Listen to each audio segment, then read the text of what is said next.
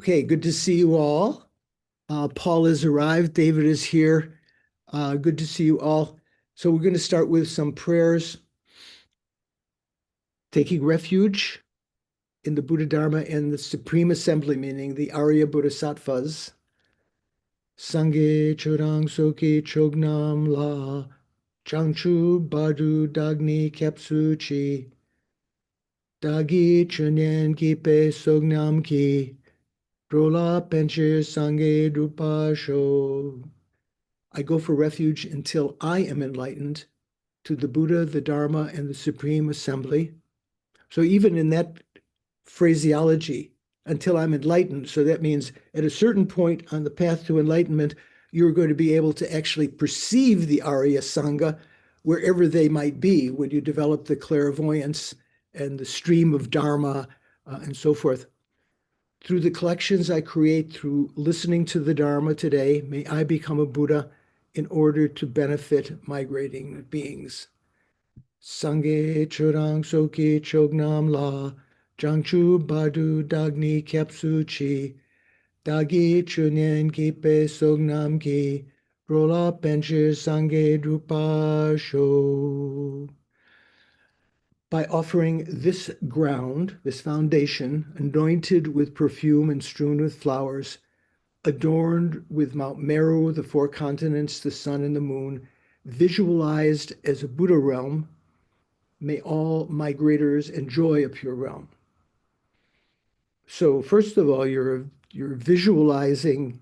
There's two how to say, two visualizations here. First, visualizing Mount Meru, the sun and the moon, the four continents and everything, representing our, let's say, our solar system, and then re-visualizing that with a pure view as a Buddha realm, offering that to the Buddhas.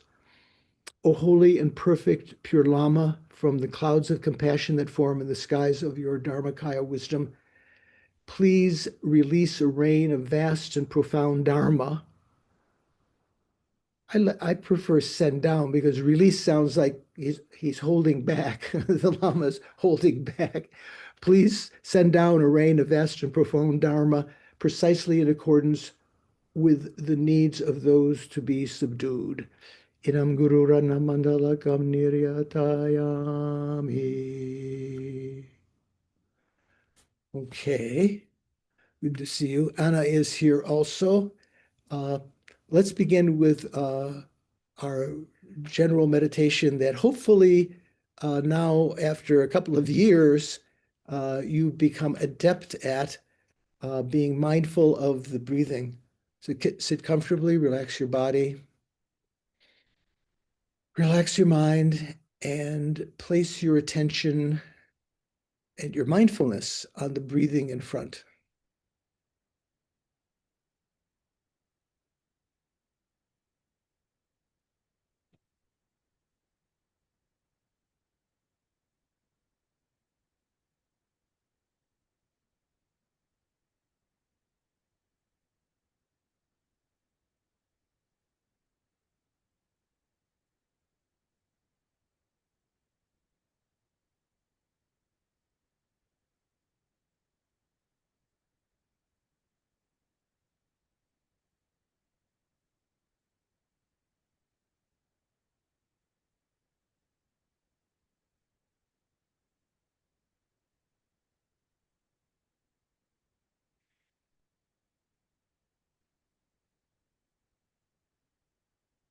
In addition to mindfulness, mental factor mindfulness, you need to have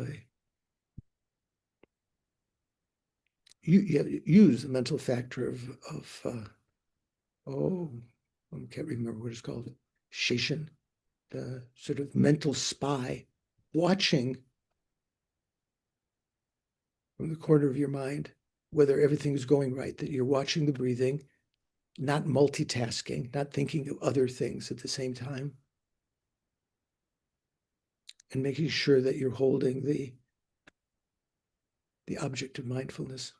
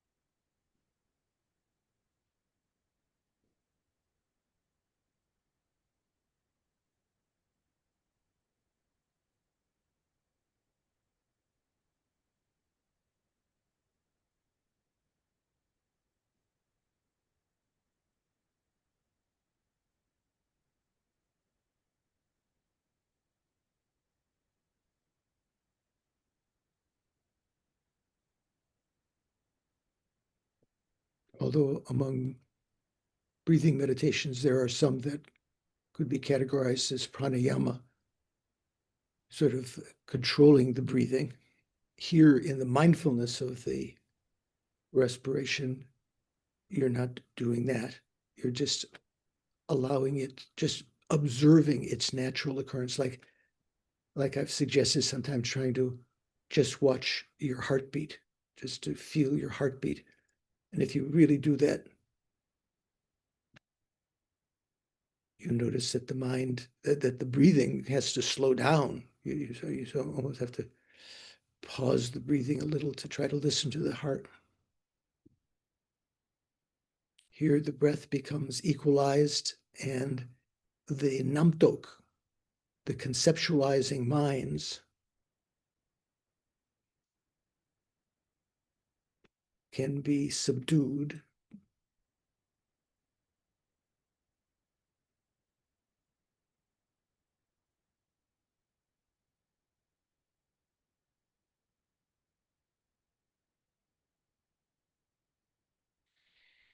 If you had some success in that, now turn your attention to a more subtle object, more subtle than the breathing, which is easy to find.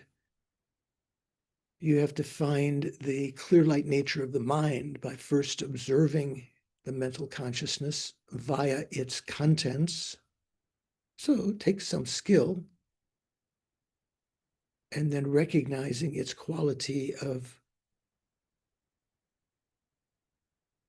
not offering resistance to the emergence or reabsorption of mental events into the consciousness.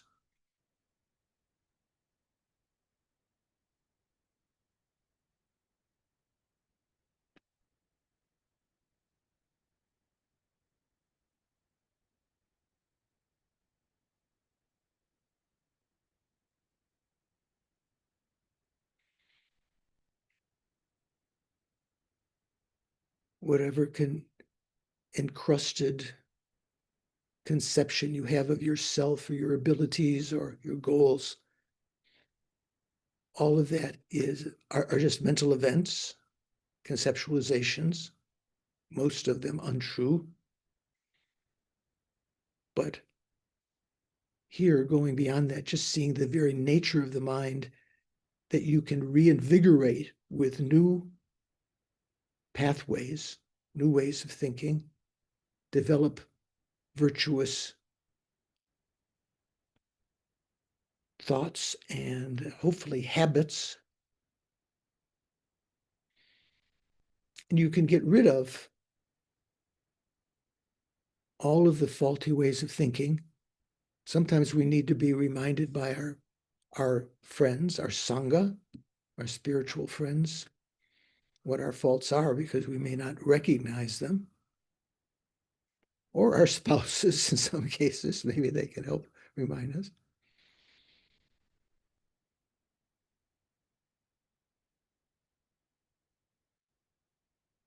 Then identifying this nature of the mind as the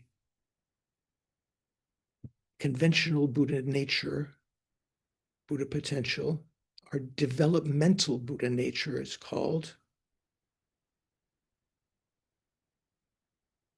So the ultimate nature of our mind, its emptiness, is called the non-abiding Buddha nature, the ultimate Buddha nature. But here we're talking about the conventional Buddha nature that we can recognize with a conventional mind. But this particular recognition is very similar in aspect to the aspect of emptiness. We're imagining the mind to be like a space-like, in a sense that it offers no resistance.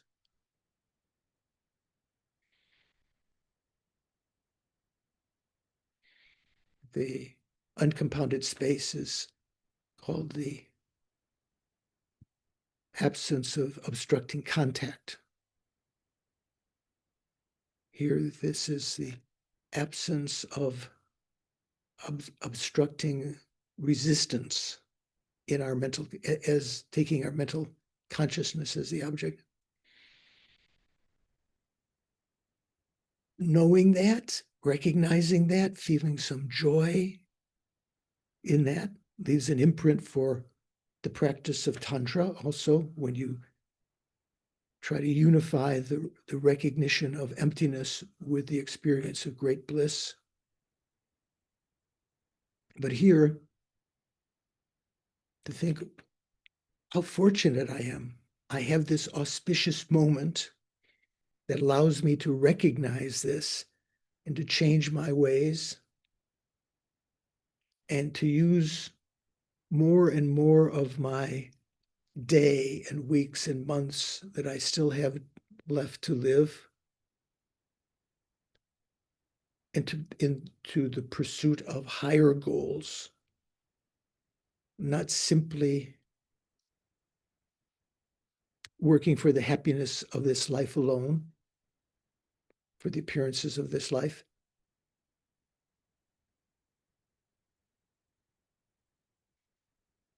but following the Buddha's advice that those of his intelligent disciples should not be satisfied with his lesser vehicle teachings alone.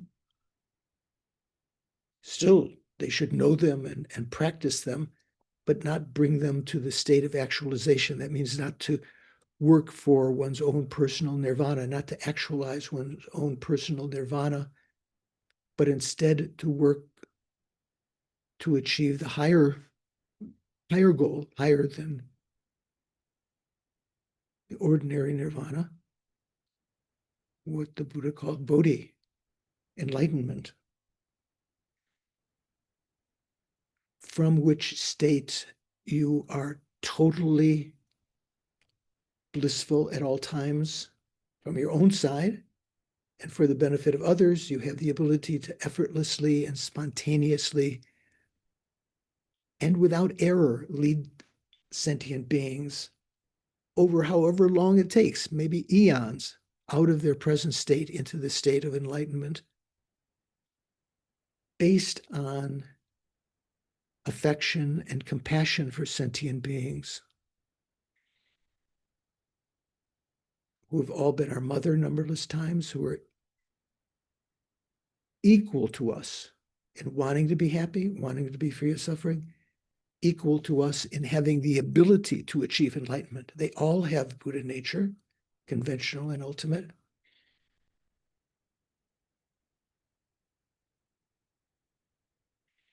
There is not, as in the political sense today, some that are inferior and not worthy of our attention because they can't offer us anything immediately in the political sense, but working for the welfare of all sentient beings, looking at the large picture. They've all been our mother numberless times in the past and depthlessly kind. We will encounter them again in the future. And even if they're enemies or strangers now, they will at some point be friends, dear friends, and mothers and fathers. To achieve that goal of bodhi, for the sake of sentient beings, we have to accumulate the two collections of merit and wisdom that are explained in Gompa Rapso, the text we're studying, in excruciating detail.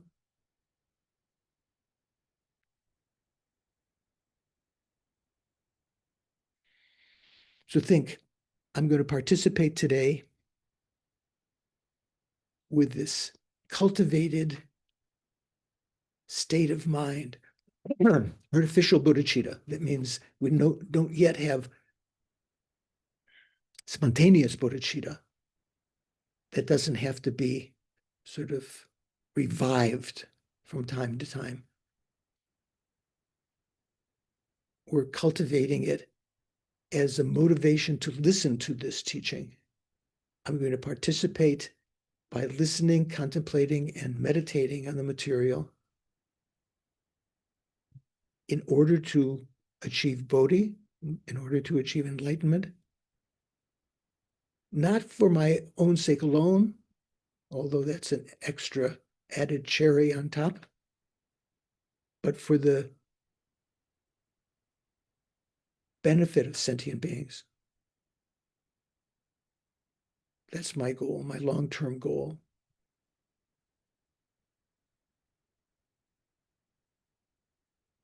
I'm going to listen to the teaching in order to achieve enlightenment for the sake of all sentient beings.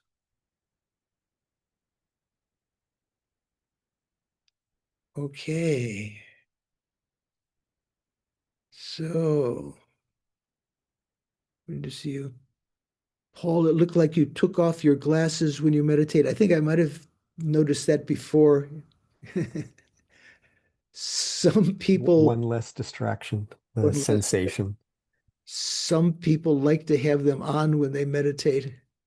Did you keep your glasses on, Anna, when you're meditating? Or you take them off? I tend to take mine off too. Richard? You take the, yeah, okay, got it. That's interesting. Okay. So, any particular Dharma questions people have before we begin? KT, what do you think? Oh, yes, thank you for the question, for asking for questions.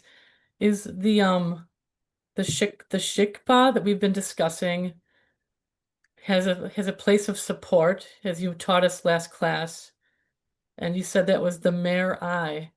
Is that different from what we were just meditating with the conventional clear light conscious? Is that a different, is there a different Right, place? we weren't meditating on the mere I as our object of observation. We're meditating on the clear light nature of the mind. So it will be coming. This will be coming today, actually in the actual text, not just my explanation of it there. Let's see. Try to find the place where we are here. Yeah. So this shikpa, this disintegratedness that or cessation of a compounded phenomena. Let's say the last instant of something, the last instant of the seed or the last instant of the sprout or something like that, that itself has a cause. And because it has a cause, it has effects, and therefore it's a functioning thing, which is a unique tenet of the Prasangika. None of the lower schools accept it the same way. There was some discussion that some Vaibhashika sect had something similar, but this is a unique tenet of the Prasangika. So let me ask, who can, without looking down at your book, who can enumerate the 8 unique points of the Prasangika? Suvansh, can you? No, okay, that's honest. Okay, no. Richard can't. Okay. No one else is dissenting, so I can ask Don. What are the 8 that are mentioned in Lama Tsongkhapa in the Gompa Rapsal? I can't recall, George. Oh, okay. You were okay. You were not nodding. You were not dissenting. It looks like Nadine is trying to call them up from her memory vault. Can you try, Nadine? There is no alaya vijnaya. There is no self-reflective awareness. Right. I don't have them all. Shravakas and Pratika Buddhas have to realize the selfness of phenomena in order to attain liberation. They accept an external reality to the same degree that consciousness is. Right. Yeah, no, somebody else, please. And then ngopo, functioning things. And so I say shikpa, disintegratedness is a functioning thing.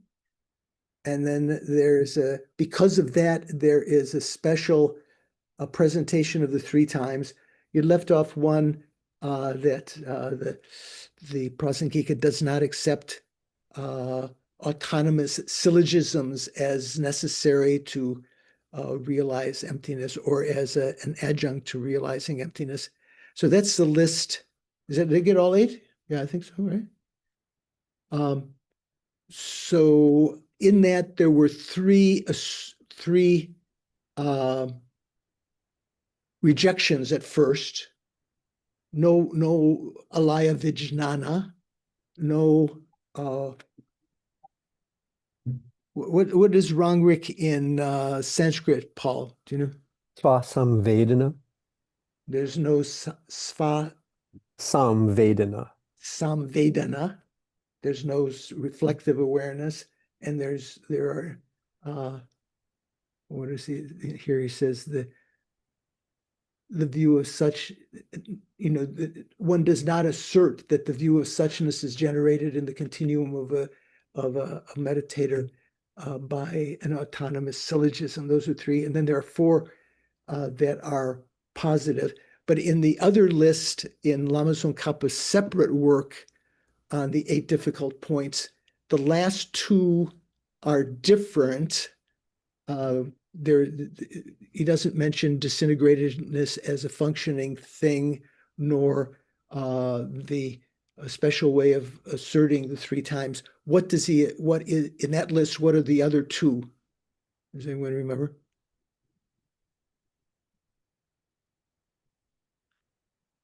Mikhail? So, Paul? So one of them is just rejection of inherent existence, even though that seems to be implied here. And you can see the list, say, note 518 in Thupten Jinpa's text says that this should not be confused with another list of the 8 found in Tsongkhapa's short work entitled Memorandum on 8 difficult points. I don't know that word, memorandum. Memorandum. Memorandum. Oh, memorandum.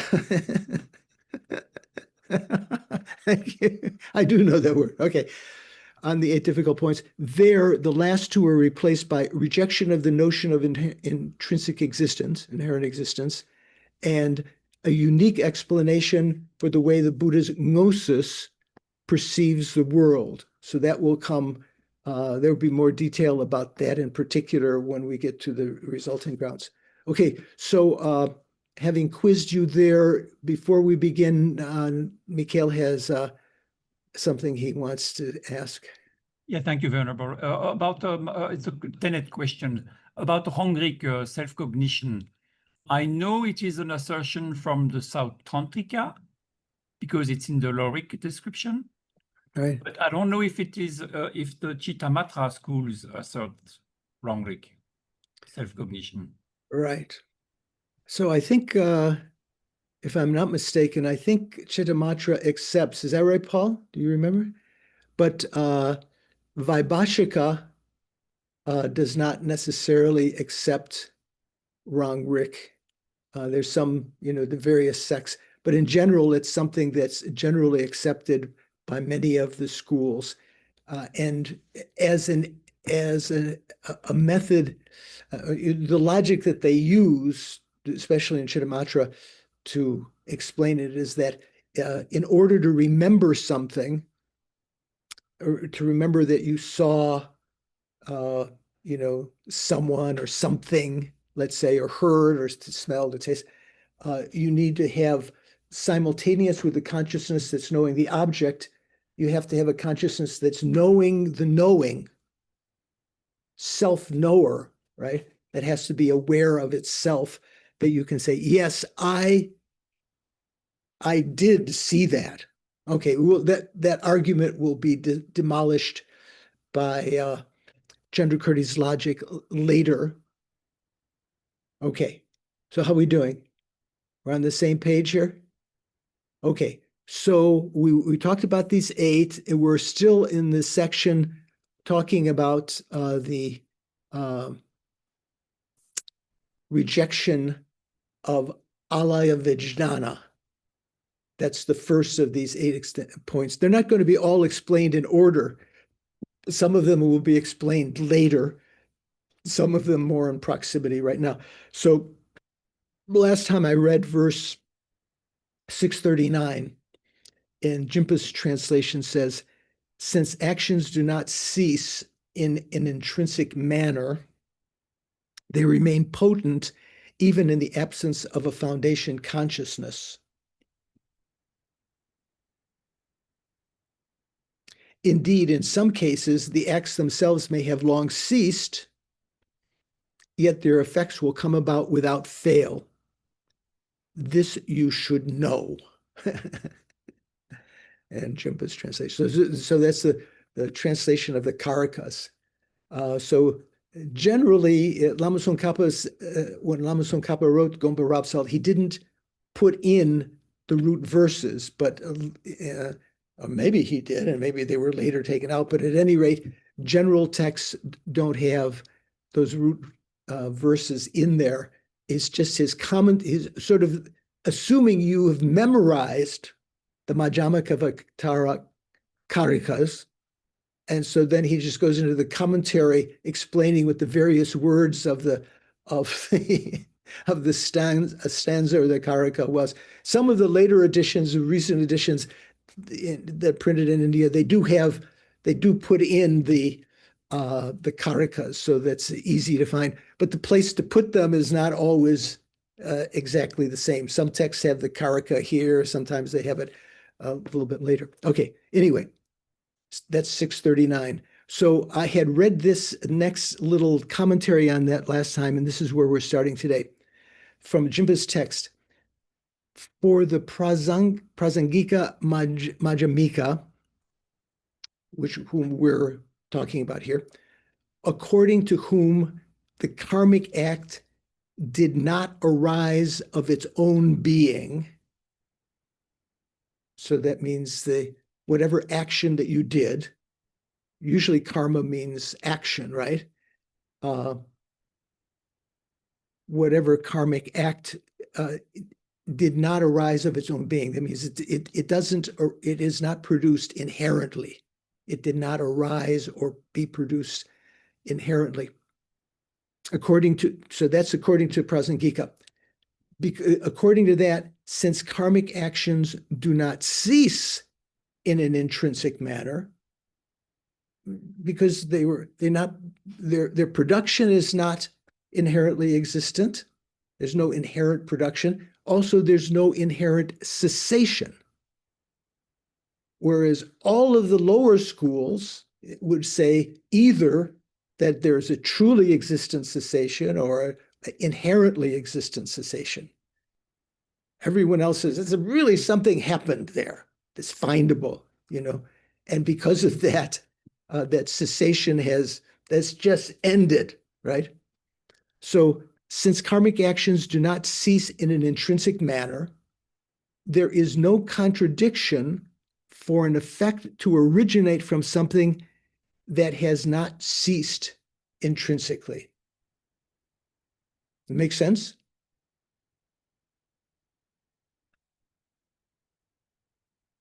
Okay. Karen, what do you think?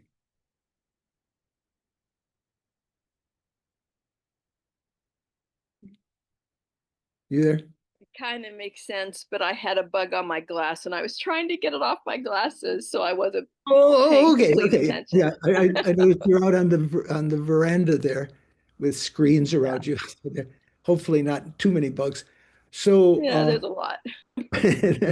so there were, there are consequences of the fact that phenomena are not produced intrinsically, are not produced inherently, are not inherently produced, which makes, from the Prasangika point of view, the Prasangika explanation makes everything doable. But also the fact that an action such as cessation of an action, that itself has a cause, and therefore that is a functioning thing, and therefore a functioning thing itself will continue, even though it's invisible, let's say. Remember when we talk about how the lower schools try to connect the action, let's say the end of the action, with the eventual result, maybe many lifetimes in the future, they have to postulate something that will continue between those two, like a seed that's implanted on the consciousness, on the alaya vijnana, or on the mental consciousness, or something called Khapa, attainment, or non-wastage, and so forth and so on. All of these various theories that the various tenets have. But here, Prasangika doesn't need that. It's just that itself, that cessation itself being a functioning thing, kind of functioning like a seed, right? That's impermanent, that will continue until the right time and place and situation.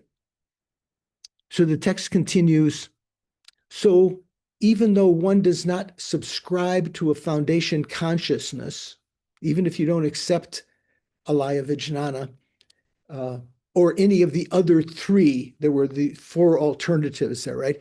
So even in the absence of any of these, one can maintain that the karmic acts, so he's got the word they in bold there from the root text. So they refers to the karmic acts themselves, that the karmic acts, remain potent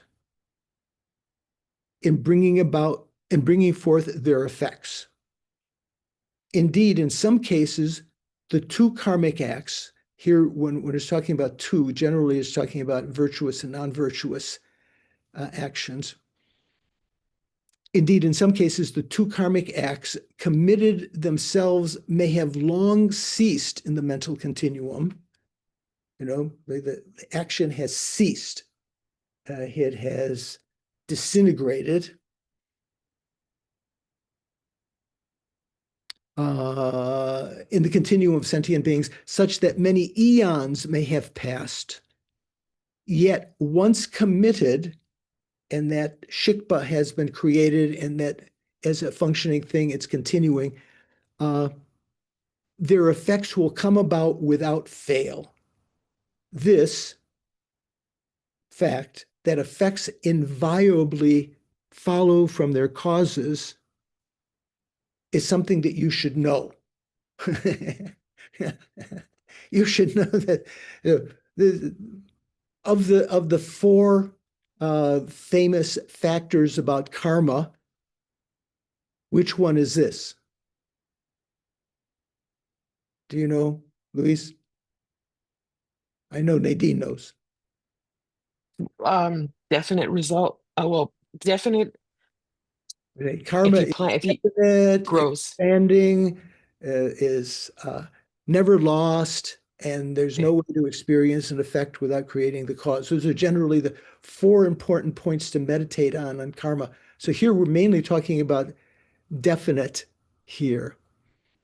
Or maybe you could say that here it's talking, definite generally means that a virtuous action will definitely give rise to a positive result, right? And a negative action will definitely give rise to a negative result. So this might also be related in a sense to the fourth one. There's no way to experience an effect without creating the cause, or they are never lost. The karmic seeds or the karmic potential is never lost. So this is something you should know.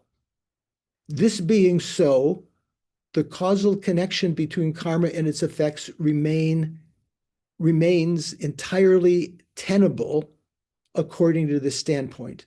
It's completely acceptable that there is a connection between karma and its result from this point of view, from the Prasangika point of view. Mikhail, did you have something that you wanted to add there? Yeah, I was wondering, so would it be correct to understand that when I am trying to purify some past action, am I modifying that disintegratedness? Yeah. Okay. Yeah. So the way we usually think of it is that there's a seed that's been implanted on the consciousness. Let's say from the general Sautrantika point of view, that's common in the Lanrim Chemo, right? Or in the Lanrim teachings in general, when we talk about karma, when we talk about the 12 links. Due to ignorance, there is karmic formation. As a result of karmic formation, there is consciousness, meaning a consciousness that's been imbued with some karmic seed. Here, from the Prasangika point of view, we could say a consciousness that's been imbued with this ngopo, this shikpa, this compounded phenomena. And so, because it's impermanent, if you meditate appropriately, you can alter the strength of that karmic seed. If you regret negative actions, you can cause that seed to become less potent, maybe even cause it to have no eventual maturation at all, no consequences of it all if you apply the four opponent forces in great detail, or even positive things that you left in your mind if you regret it later. Like you did a 3-month retreat, and then later you say, "Oh, I could have been in Bermuda. What a waste!" And you regret positive things that can also cause those shikpa or imprints to be reduced. Anyway, they can be modified. You're right. Okay, so Karen, yeah, your hand So is along this, difficult to see in yes. the background there. Go on. So along the same lines, Venerable George, like in this life, when you do something, you know what you did and you sincerely regret it and you purify. But then past lives, it's just general. So it doesn't feel authentic to me. Like I know I did who knows what. And Right. that's Well, okay. It's still purifying. right. But in particular, you can think of all of the, I want to say bad word, all of the stuff that's happened to you that's bad, that's fallen on your head. You got, your wishes were not fulfilled, you got sick, you broke your arm, your car crashed, you lost your money, your reputation, your baby done left you. This is I joke sometimes the basic theme of all blues music. My baby done left me, you know. So all of these things you can think, all of them, I created the karma in the past.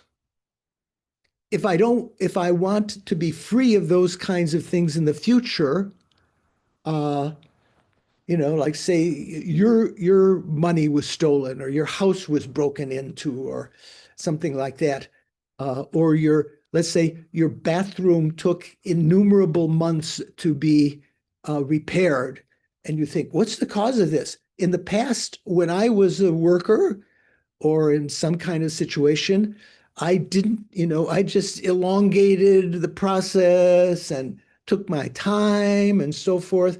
So in the future, I'm going to try to be unlike George, who procrastinates all the time, be unlike that and be more assiduous in that. So you can, by analogy, also just think I'm still in samsara. So I've created through grasping at inherent existence a very strong impetus to have been remained in samsara until now, since beginningless time. So that's generally what's recommended. Okay, and in Thank fact, you. almost any negative action that you enumerate, you can think I've created that in numberless lives in the past, since beginningless time. I've created that action. I've killed, I've stolen, I've engaged in sexual misconduct, I've lied, and so forth. You go through the 10 paths of non-virtue and see if some of them resonate now because you're having the effects of them. or you could see that there have been some effects this lifetime. Some that you may think, oh, looks like I never created that action because I haven't seen any repercussions. That's some karma waiting there for you. Now, the wheel of sharp weapons will come down when the right conditions arise. Okay. All right. Okay. So continuing. So in Thupten Jinpa's translation, now the point of these lines is that each of the four positions, the alaya vijnana, non-wasting, attainment, and imprint on the mental continuum. That's what it's talking about, the four positions. The point of these lines is that each of the four positions responding to the above debate about how karma and its results are connected, they adhere to the view that a karmic act, an action, possesses arising and ceasing by virtue of intrinsic characteristic. They all adhere to the view of inherent production and inherent cessation of actions.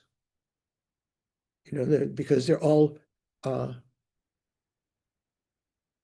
believing in that, either in inherent existence or true existence, and that it ceases in an intrinsic sense, that there is an inherent cessation in the sense in the aftermath of the act itself.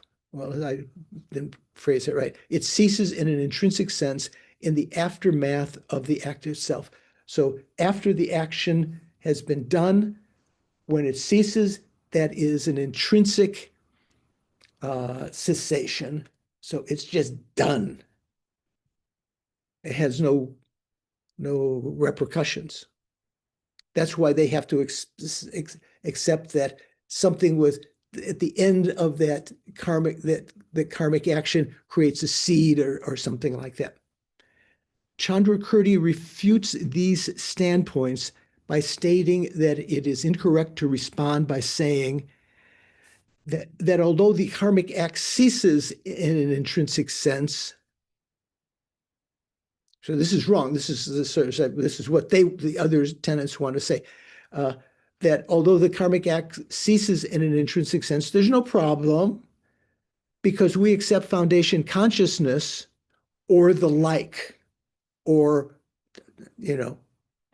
non-wastage, attainment, imprint on the consciousness. So there's no problem. That's their solution. And Chandrakirti refutes them with the argument because there is no intrinsically established arising and ceasing of karmic acts.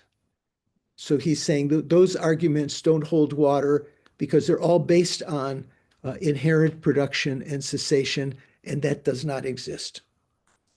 So you need a different solution.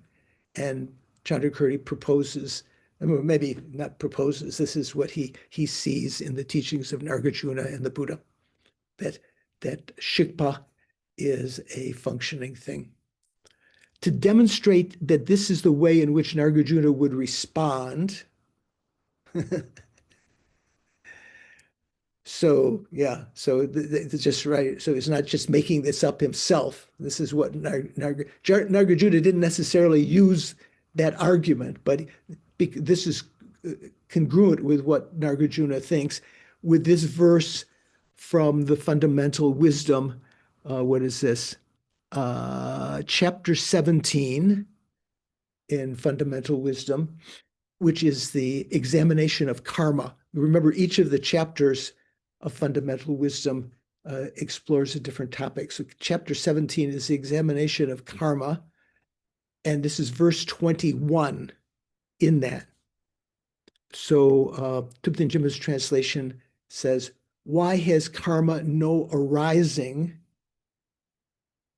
Then it looks like the next line is his answer, because it lacks intrinsic nature. And since it is unarisen, that means it's not inherently arisen, it's not inherently produced, it does not corrode It does not corrode. So that means that's Drupten Jinpa's translation of chu mi separ, or here chusar mi gyuro. Chusa means eating up the essence, means, is usually we translate that as wasted, that karma is never lost or never wasted. That's generally the way that we talk about that in other contexts. So FPMT translation says a little bit different. Actions are not produced, hence they are not inherently existent. That doesn't make exact sense. Therefore, because they are not produced, they do not go to waste. Yeah, instead of saying they are not corroded. In the text translated, the text by Lama Tsongkhapa called Ocean of Reasoning, Rikpe Gyatso, that is Lama Tsongkhapa's commentary to Chandrakirti's Prasana Pada, right? Which is a word commentary to fundamental wisdom. In that, Lama Tsongkhapa's commentary, translated by Geshe, what's his name, Paul? Geshe Ngawang Samten and Jay Garfield. Geshe Ngawang Samten, old friend from the Institute of Higher Tibetan Studies. You've met him, right?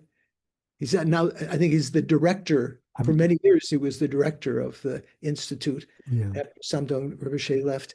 And Jay Garfield was his scribe, I think, and maybe gave some philosophical twist to the rhetoric. At any rate, in their translation, it says, it was quite different way. What is karma without rising? Because it is without essence, because it is not risen, it follows that it is indestructible. So here's a third translation for it is not wasted, does not go to waste. It is not corroded. Here he said it is indestructible. So what is this talking about here?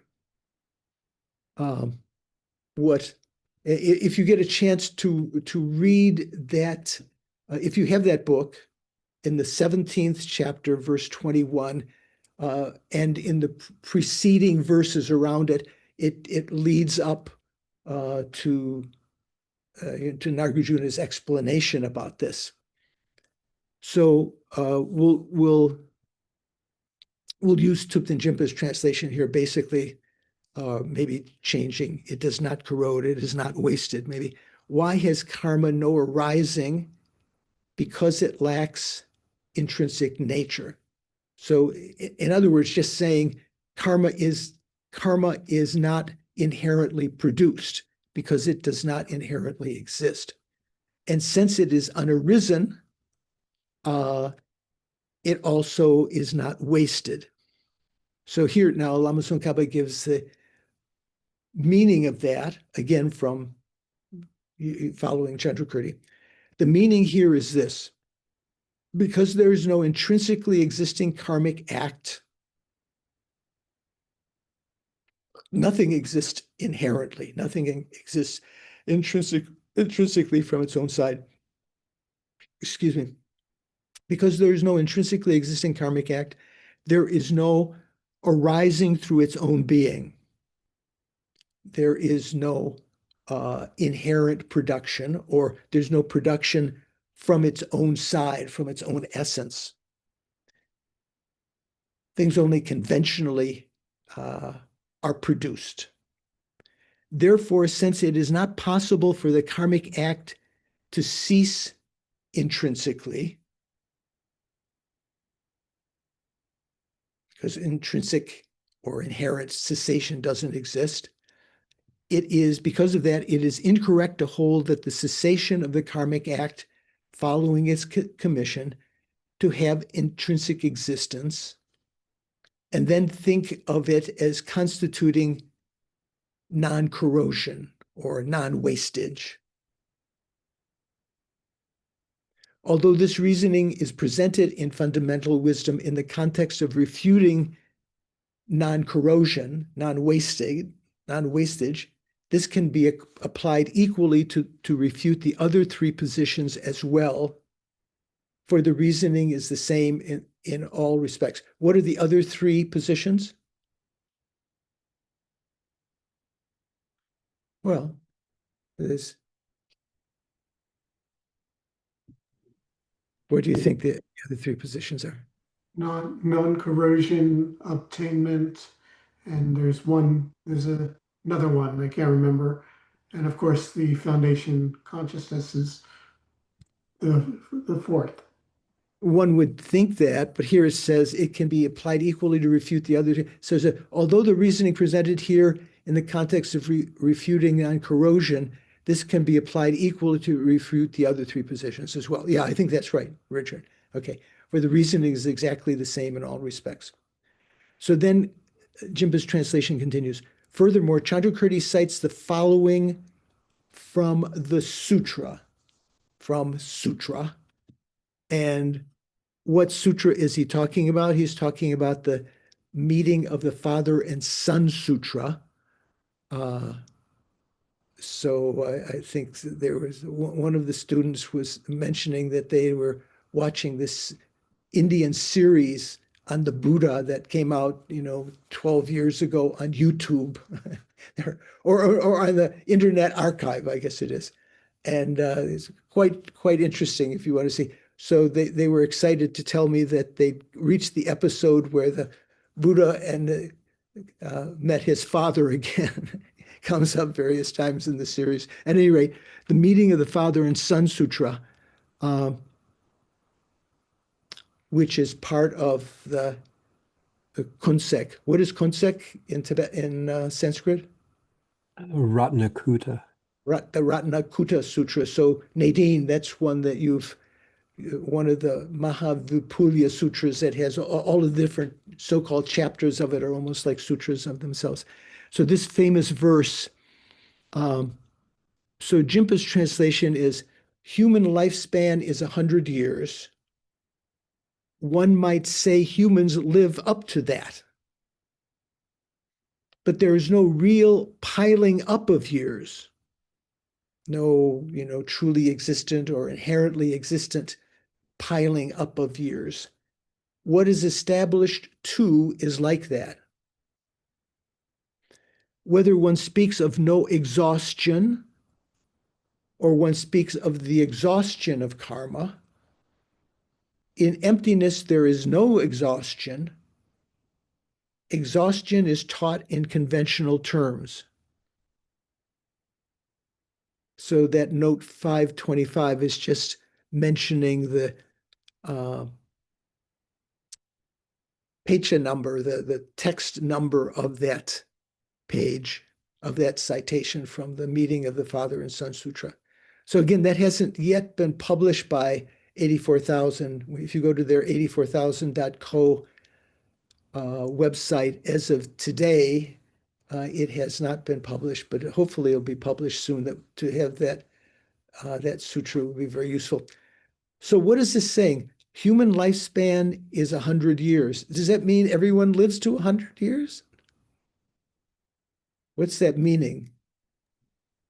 In general, it's said that at the time of the Buddha, I guess, the average lifespan of human beings in Jambudvipa, in this southern continent, was about 100 years, but now it's supposed to be less. How do they calculate? It said that at the beginning of the eon, the lifespan of sentient beings is sort of limitless, and then it goes down to 80,000 years, and then from there, every 100 years, the average lifespan decreases by 1 year or something like that. At any rate, it's said that now the average lifespan of humans would be somewhat less than 100. I think that's what it's talking about here. Human lifespan is 100 years. So this is a quote from the meeting of the Father and Son Sutra. So that's at that point, the average lifespan was about 100 years. one might say that humans live up to that. So why don't people live 100 years?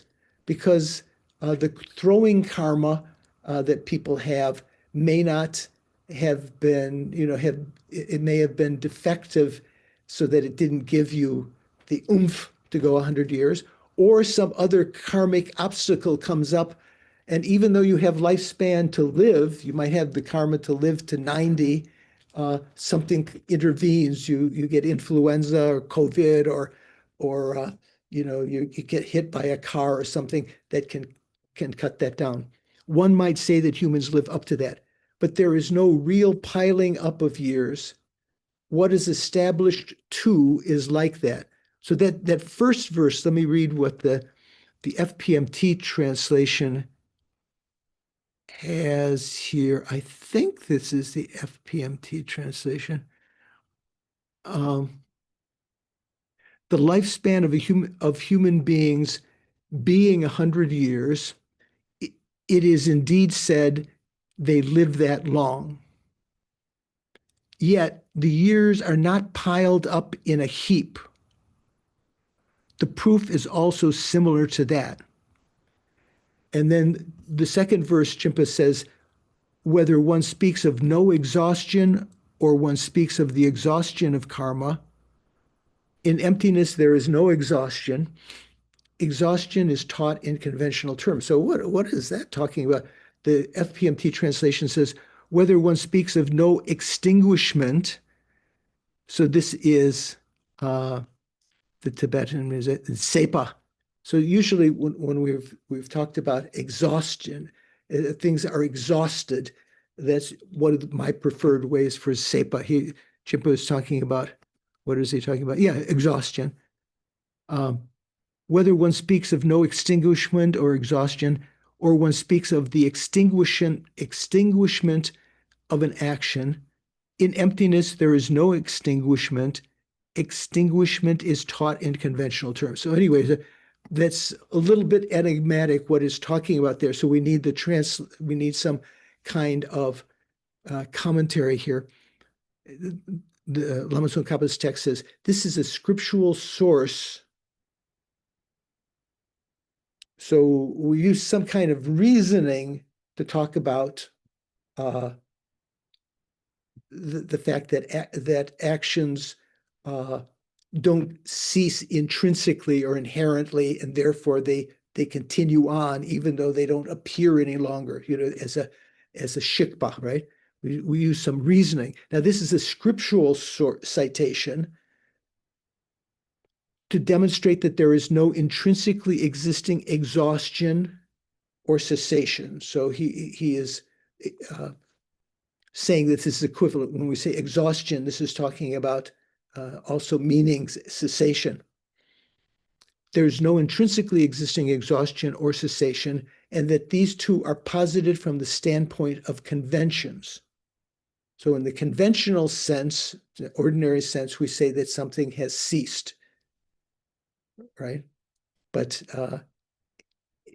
from the philosophical point of view, we understand that its cessation is a functioning thing and will continue on. So in the translation by Ngatso Lotsawa, the famous translator that Lama Tsongkhapa sometimes relies on as having a better translation, in Ngatso's translation, we find the following rendering.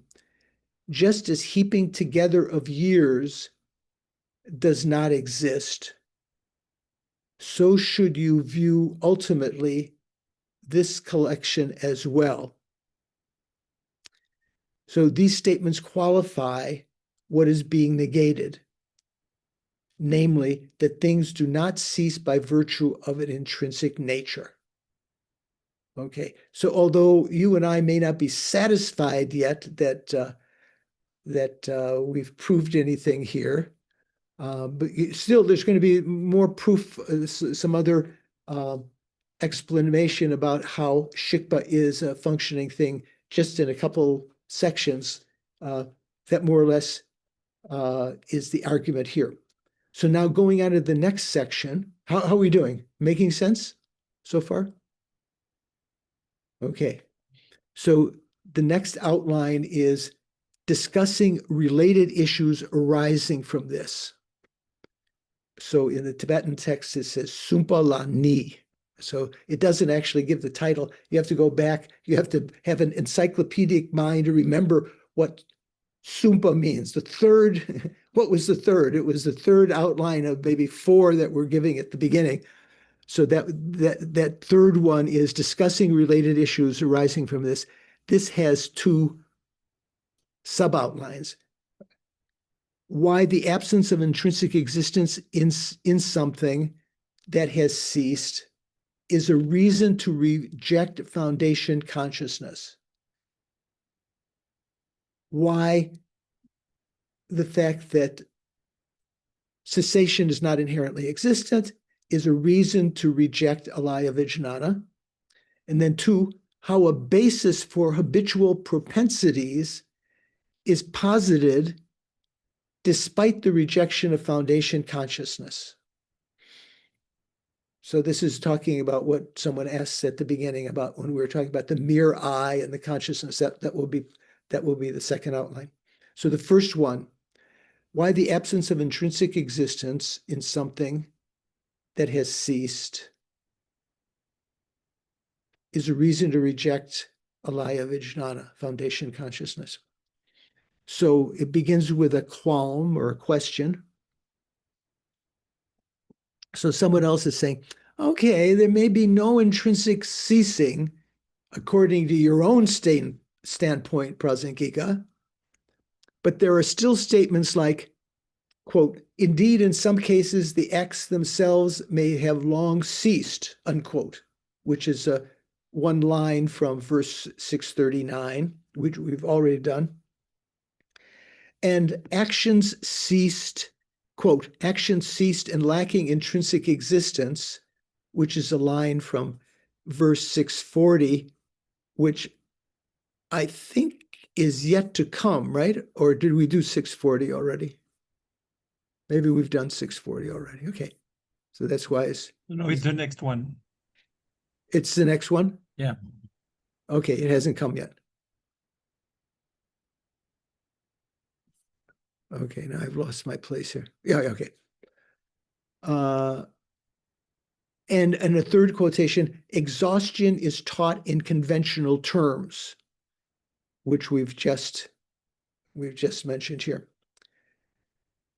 So this qualm or question is, so you have to admit that following its execution, following the production of a karmic act, the karmic act has ceased to exist. This is what someone has said. I think, would Prasangika agree with that? Richard, yeah? Yeah, they would say it has ceased. Since, and then since being ceased does not exist as a conventional thing, this is what the non-Prasangika is saying. They're saying cessation or being ceased, the state of disintegratedness, does not exist as a conditioned thing, a functioning thing, and you do not accept foundation consciousness or the like as the ground for the relationship between a karmic act and its effects, then the objection still stands, the objection to you, Prasangika, still stands that it is untenable, it is unacceptable for effects to emerge when much time has elapsed following the cessation of the karmic act. So your responses remain inadequate. Oh, what did they say? I don't know, on the street, they do something, they snap their fingers or something. What's the word when you've been dissed? Sick burn. Burn. Burn. You've been burned, Prasangika. So this is ignoring what Prasangika has just said. Louise, you're just reminding me about taking a break. Okay, good. I'll remember. Let's go a little bit further. So, in answer to that, Lama Khapa says in Jimba's translation, there is no such problem. But of course, this is the famous Kyonmei. Here it says Kyonmei Te. Kyonmei. Just no problem. Just relax. There's no such problem. The very reason stated in the lines, since actions do not cease in an intrinsic manner, actions are not inherently ceased, establishes that from the disintegration of karmic acts, which consists in the fact that the karmic acts having ceased, the subsequent effects originate. Read that again. Establishes that from the disintegration of karmic acts, which consists in the fact that the karmic acts having ceased, the disintegration of karmic acts, from that, the subsequent effects originate. So that's what the Prasangika is saying, that the very cessation of the action creates the disintegrationness, the state of disintegratedness is itself a functioning thing. And it's from that the subsequent effects originate. Because of this, Chandrakirti did not present any specific separate solution.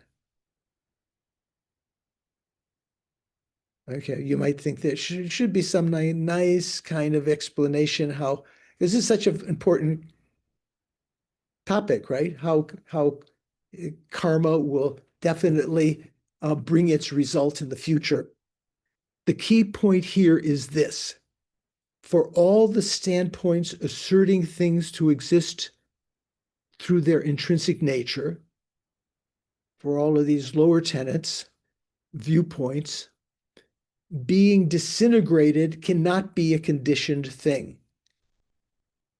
Disintegratedness cannot be a functioning thing for them because it is just that disintegration just doesn't exist at all.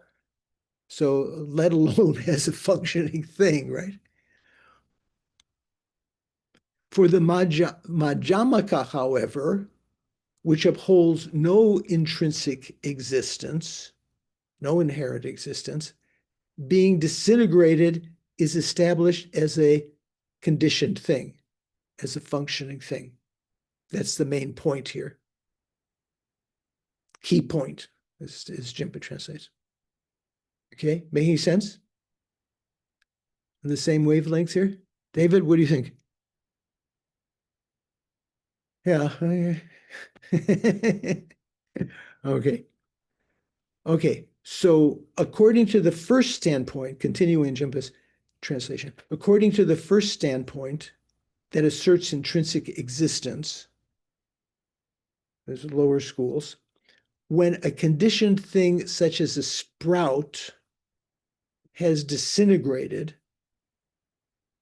all conditioned factors that are part of the sprout have become undone, and no other entity, say for instance, a vase, is obtained in the aftermath of disintegration. You might say, why should a vase be obtained as a result of the disintegration of a sprout? It's a little bit confusing there. So what is this talking about? Why does it talk about sprout? Why doesn't it talk about the disintegration of a seed?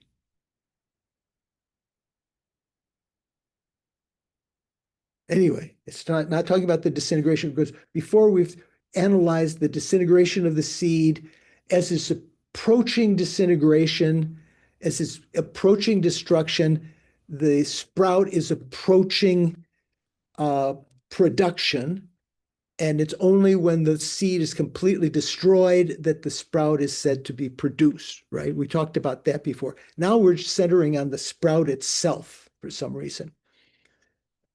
When a conditioned thing, compounded phenomena, and permanent phenomena, such as a sprout, has disintegrated, all conditioned factors that are part of the sprout have become undone, and no other entity, say a vase, is obtained either in the aftermath of the disintegration. So FPMT translates, when a thing such as a sprout has disintegrated, all the things that are part of the sprout are obliterated. Since no other thing that is different from the sprout is acquired, so no other thing such as a pot and so forth is acquired, they assert that disintegratedness is not at all a functioning thing, because neither the functioning things. Okay, I'm going a little bit further. Let me read what Chimpa's translating here. No other entity, say a vase, is obtained either in the aftermath of disintegration. They maintain, therefore, the lower schools, that this fact of being disintegrated is in no way a conditioned thing.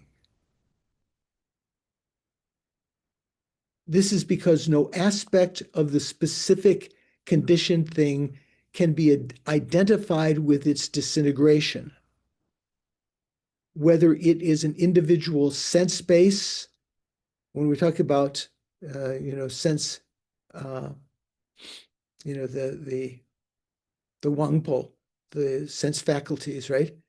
No, here, what is this? I don't have the Tibetan right there.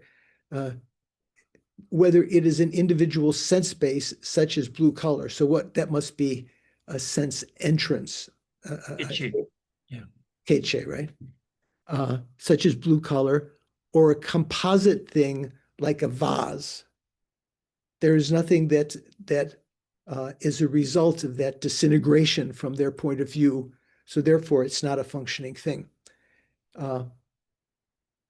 This is because no aspect of the specific conditioned thing can be identified with its disintegration, whether it is an individual sense base, such as blue color. So what is that talking about? Generally, when a sprout comes up in India and Tibet, there's a word for green-blue. I think that's what it's talking about.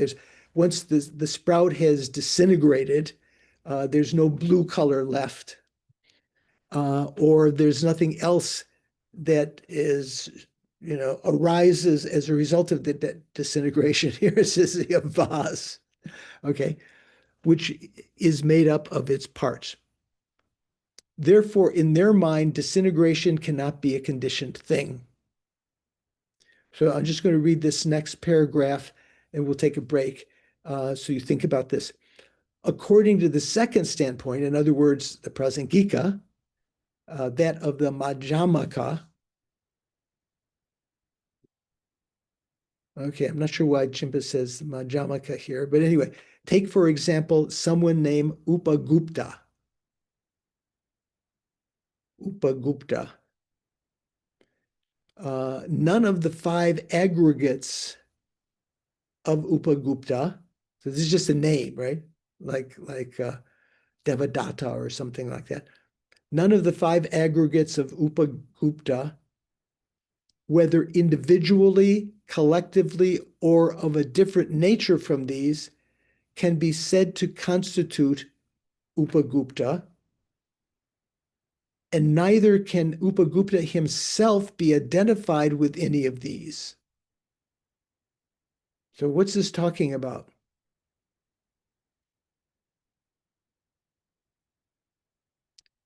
Generally, a person, rather than saying Upagupta, let's use Nadine. Okay. So Nadine is none of her 5 aggregates. Actually, what is Nadine? Nadine is just imputed upon the 5 aggregates, right? So it's not any of the 5 aggregates. It's not her form aggregate. That's not Nadine. Not her feelings, not her discriminations, not her compositional factors, not her primary consciousnesses. None of those can constitute Nadine, whether individually or collectively, not the collection of her 5 aggregates. That's also not Nadine, although that seems appealing somehow. If it's not any of the 5 aggregates, maybe we'd like to say it's the collection of the 5. That also is not Nadine. That will be more clear when we talk about the refutation of selflessness of persons in the not so distant future. There's a whole section on that. Right now, we're talking about the refutation of the selflessness of a self of phenomena, refutation of the self of phenomena. Later, we'll talk about the refutation of a self of persons. So that will become more clear there. So none of these can be said to be Upagupta or Nadine, and neither can Nadine herself be identified with any of these. Yet there is no contradiction in saying that what is imputed as Upagupta, or imputed as Nadine, on the basis of her aggregates is a conditioned thing. There's no contradiction. Still, the Nadine that's imputed, the merely imputed Nadine, is itself an impermanent phenomena. When we talk about persons, we say the person is impermanent, right? Person is not permanent. There's no contradiction in saying that what is imputed as Upagupta on the basis of his aggregates is a conditioned thing. No contradiction. In the same manner, in the case of disintegration also, nothing within the conditioned thing that has disintegrated or any other conditioned thing that shares the same nature can be identified with it.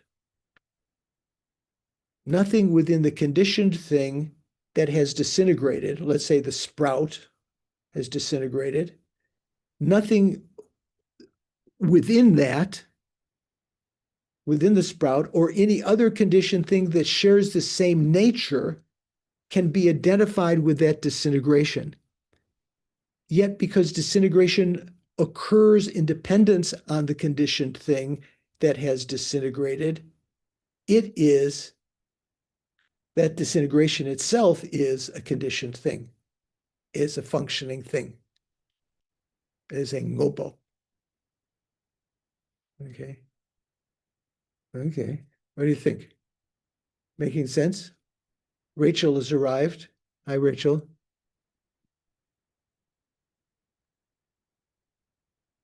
Doris says, thumbs up. Makes sense. So to her, okay. That's good. Some information. What do you think, Nadine? You have a thought? This reasoning makes it clear to me that disintegration is a dependent. It is dependent upon the thing that has disintegrated. But why is it a conditioned thing? That means impermanent or a functioning thing. Right. Why is it a permanent thing? Why is it a functioning thing? What do you think? Have we already explained that, or is that still left in the air? Paul, what do you think? Well, I think it can't be a permanent thing. Why not? Well, it can't be a permanent thing. Right. That's contradiction in terms of Sorry, it can't be permanent. Yeah, it can't be a permanent phenomenon. There's a different, it can't be, why not? Why can't it be a permanent phenomena like the lower tenets say? Because it's permanently ceased, they say. Right. Well, because you would be produced from an impermanent thing, for starters. Yeah, somehow coming into this, although it's not stated here, it's stated in other places, that the disintegration itself is caused. Right. The disintegration itself is a caused phenomena. If something has causes, it is an impermanent phenomena, and therefore it will have effects in the future. So that disintegratedness, although it's not gone into detail here, that disintegratedness, because it was caused, is an impermanent thing. Okay, so Nadine is down writing that down, right? So I joke. Some of you take copious notes. Some of you don't. I remember when I received teachings, I would always take copious notes, but I was sometimes chastised by the Dalai Lama, and in the teaching. So why are you taking notes? You should be meditating. So in some cases it's good to take notes, but you have the recording to go back to later, so you don't need that. Okay. So although I said I was just going to read that, I'm just going to read this next section because that seems, although that's still the question that was raised, why is it impermanent? Why is it a ngopo? Is still not maybe gelled in your mind. Let just read the next thing. In clear words, in the clearly worded by Chandrakirti, his Prasanapada, that's the word commentary, it presents both scriptural citations and reasoned arguments to prove this. Why it's a conditioned thing. The first refers to the statement in the 10 Ground Sutra and the Dasha Bhumika that, quote, conditioned by birth, aging, and death, conditioned by birth, aging, and death come about. So very famous when we talk about the 12 links and so forth, as a, due to the condition of birth, aging and death come about. What is that talking about? In the 12 links. Sorry. What's the last link? Aging and death. Aging and death. Aging with or without, or death with or without aging, sometimes you could say. Did aging and death. So right before that, the 11th link is birth, right? Rebirth. So as a condition, each of the 12 links arises due to the condition of the previous link. Due to the condition of ignorance, there are karmic formations. Due to the condition of karmic formations, there is imprinted consciousness. Due to the imprinted consciousness, there is name and form, so forth and so on, up to the last ones. So this is talking about the last two. Due to the condition of birth, there will result aging and death. It's inevitable that aging and death will come. So quoting that in the Prasanapada, he quotes the Dasha Bhumika, and their death refers to the disintegration of a sentient being.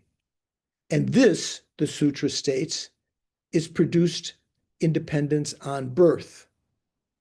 Birth is a functioning thing, right? Impermanent phenomena. And so that means that death itself is a functioning thing. Okay, so then there's the quotation from the Dasha Bhumika also. Dying consists of two activities, right? It involves the disintegration of karmic activity, and it brings forth the cause that ensures uninterrupted continuity of ignorance. So we're going to continue that after the break. So grab yourself a cup of healthy drink, or not healthy. Relieve yourself. We'll just take a break. I'll leave my, I'll turn to start. So while we were on a short break, Mikhail kindly pointed out that the superiority of the FPMT translation of this section that we just finished. Mikhail, can you give a synopsis of your observation there? Oh, so yeah, it's the section about saying that Upagupta is imputed on the aggregates, but is not illustrated by any of the five. And that's the FPMT translation. But what? So this is how did Thupten Jinpa take it? Yeah, and so I think for the section about Upagupta. Well, right before that, you said Jinpa said they maintain, therefore, that this fact of being disintegrated is in no way a conditioned thing. This is because no aspect of the specific conditioned thing, that's how Jinpa translated it, whereas you suggested that the FPMT pointed out that no illustration of the thing can be identified. Yeah, Jimpa translated the illustration as aspect of the specific. So what is that in Tibetan? What is illustration generally? Senshi. Senshi, right? I don't have the Yeah. Tibetan in front of it. Is there is the word aspect in the Tibetan? Do you have it there? No, there is no aspect, no. So how he got that. So that would be much better translated in Chimpa's text, where it says, this is because no aspect of the specific condition thing can be identified with its disintegration. So it would be much better to say, this is because no illustration of the Shikpa, yeah. of the disintegration can be identified within its within the constituents of what was disintegrated. So that's a much better reading. Thank you for pointing it out. And then in the next paragraph, when it talks about Upagupta, it's saying the same. It's saying, I mean, it's a very parallel construction. It is saying that Upagupta also, although being imputed on the aggregate, there is no illustration of Upagupta, and being having no illustration does not prevent Upagupta from being a conditioned thing, just like right. disintegration. Right. So that parallels our understanding, as we've talked about this in many occasions before, that when you try to, from the Prasangika point of view, if you look for the object imputed, an illustration of the person, let's say, you can't posit anything as an illustration of the person. So that's a much better translation of that. Thank you for that. Okay, how are we doing? Are your minds constricted, or Don, you okay? Okay, good. Richard? Okay, so we were just on this quotation from another quotation from the Dashabhumika. The one quotation was, conditioned by birth, aging and death come about, right? You understood that. So we're talking about the 11th and 12th links in a sense, or you could talk about it in other contexts. But it's saying that aging and death are themselves, as they're conditioned by, they arise due to the condition of birth. Due to birth, there will eventually be death. Therefore, death is a compounded phenomena, is a functioning thing. Death refers to the disintegration of a sentient being, and this, the sutra states, is produced in dependence on birth. So the same sutra, the Dashabhumika says, and this is quoted by Chandrakirti, that's why Lama Tsongkhapa is quoting it, dying or death consists of two activities. It involves the disintegration of karmic activity and brings forth the cause that ensures uninterrupted continuity of ignorance. So unfortunately, I didn't write down this verse from the 84,000 translation, but the FPMT says this: dying consists of two activities. Its function is to destroy compounded phenomena.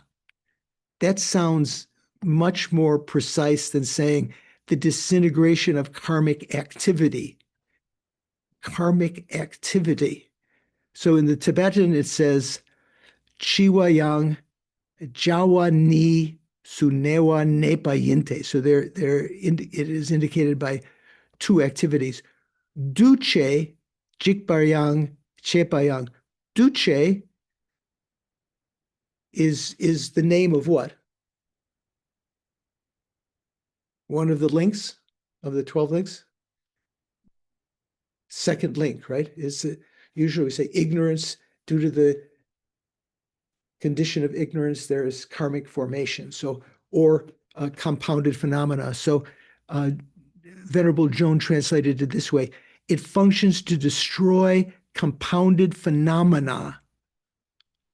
Jimpa had said, which sounds clear. Jimpa says it involves the disintegration or destruction of karmic activity. You could also read it that way. And secondly, it also issues forth the cause for the non-severance of the continuum of thorough unknowing.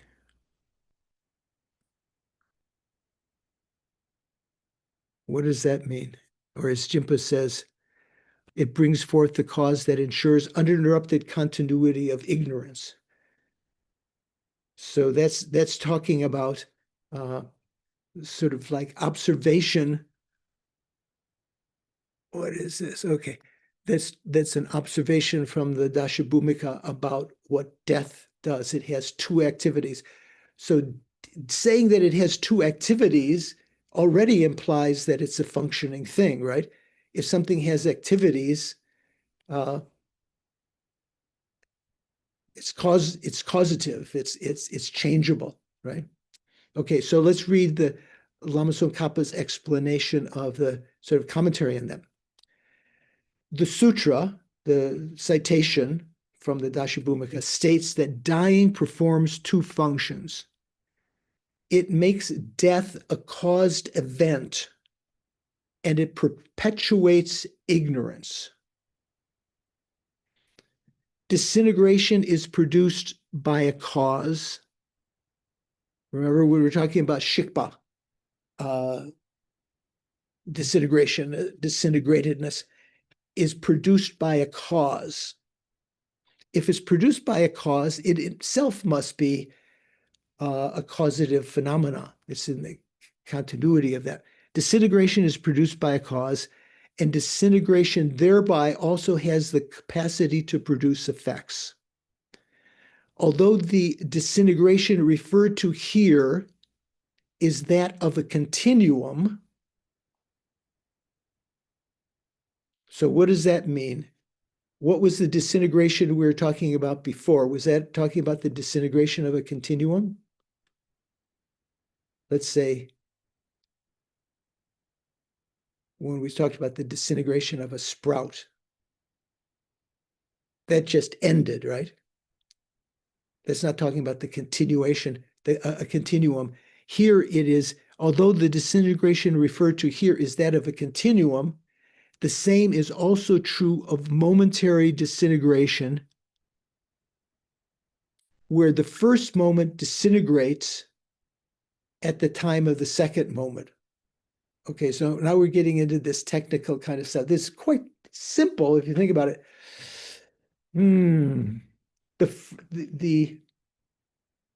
Where the first moment disintegrates at the time of the second moment. So you have the first moment of something, of a continuum, let's say of your consciousness. It will give rise to the second moment of that consciousness. At the time of the second moment of the consciousness, what's happened to the first moment? Chime in.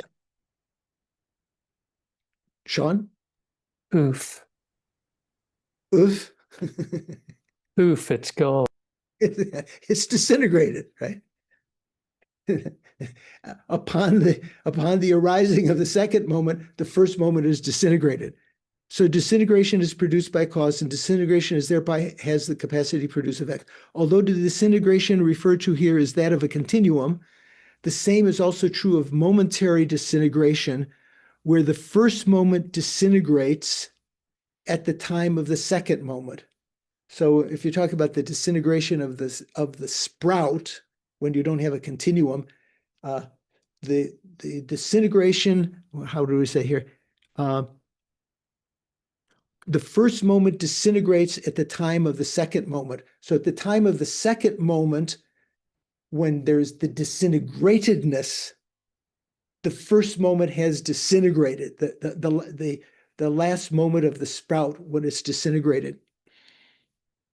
So this sutra citation also indicates how the first moment is the cause of its own disintegration in the second moment. So again, that it's talking about a causal phenomena. So in the second moment, the disintegratedness is a causative phenomena. It's a functioning thing. Therefore, whether it is between a sentient being's birth and death, so that's talking about a continuum, right? Or not having persisted at the time of the second moment,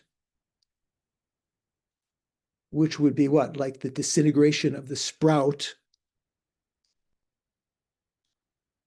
They are entirely equal in whether they can be considered conditioned things and whether they are produced by their causes. So there are two kinds of disintegration that are being talked about here. One is when something doesn't continue afterwards, that the sprout has ceased, has disintegrated, or when a karmic act has disintegrated. And when we talk about momentary disintegration, just within a continuum of something, every moment arises from the disintegration of the previous moment. So Lama Tsongkhapa is saying those are entirely the same. So in view of this, Tripta Jinpa's translation continues, the fundamental wisdom says, things and non-things are both conditioned phenomena. Things and non-things. So Tibetan ngodang ngome duche yin. This is in chapter 25 of Fundamental Wisdom, or if you have Ocean of Reasoning, these chapters go the same as Fundamental Wisdom. In the translation from Ocean of Wisdom, chapter 25 is the examination of nirvana. So why is nirvana relevant? Well, nirvana is a cessation, right? Cessation of samsara. So verse 13, and it's the fourth line of that. So the verse 13 there in the Ocean of Reasoning translation, the whole verse reads, how could nirvana be both a thing and a non-thing? Nirvana is uncompounded. Both things and non-things are compounded.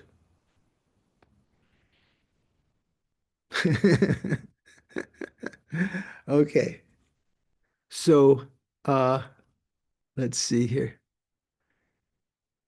So from the commentary in that translation of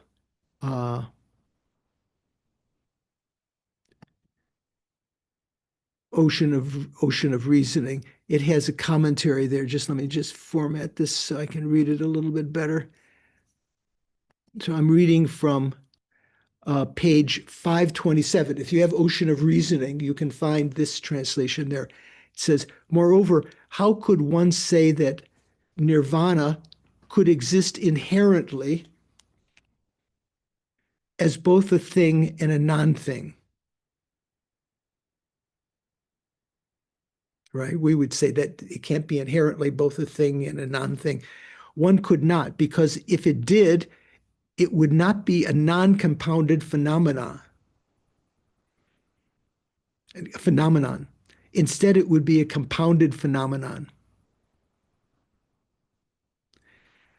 Both the thing and the non-thing, in this case, the exhaustion of cyclic existence that exists inherently, would both be compounded phenomena.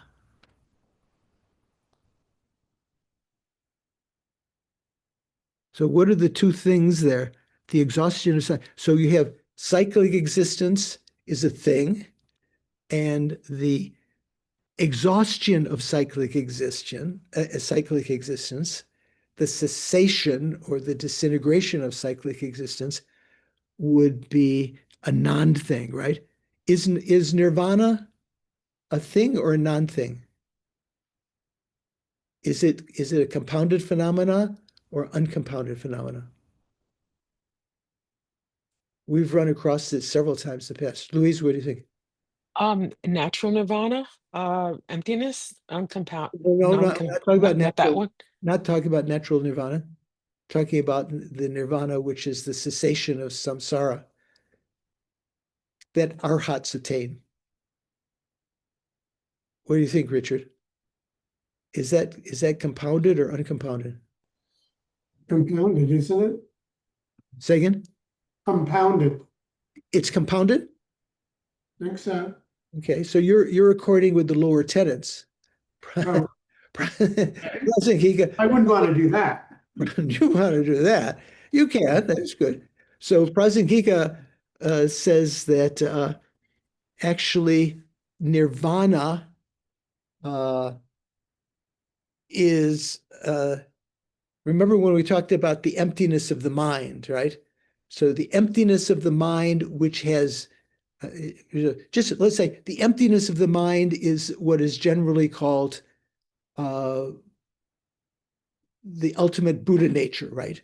Like when we talk about the conventional Buddha nature is the lack of obstructing resistance of the conventional mind in our meditation. Ultimate, the ultimate Buddha nature is the lack of inherent existence of the mind. So when Arya beings have realized directly emptiness, they've realized the emptiness of the mind. So that is not yet called nirvana. When is it called nirvana?